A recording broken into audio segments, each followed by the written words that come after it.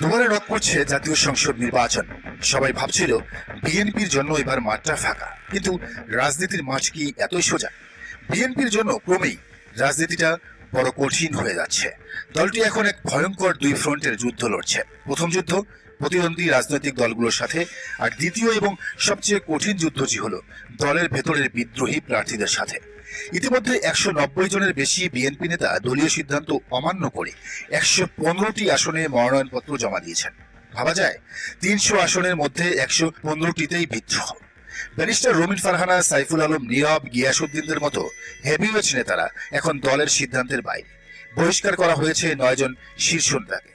বিশ্লেষকরা বলছেন, বিএনপির এই অভ্যন্তরীণ কোন্দল এবং ভোট ভাগাভাগির সমীকরণ তলে তলে এক বিশাল সুযোগ তৈরি করে দিচ্ছে প্রতিদ্বন্দ্বী জামায়াতে ইসলামীর জন্য। আজকের মেগা এপিসোডে আমরা দেখব কেন বিএনপির নিয়ন্ত্রণ ব্যবস্থা ভেঙে পড়ল,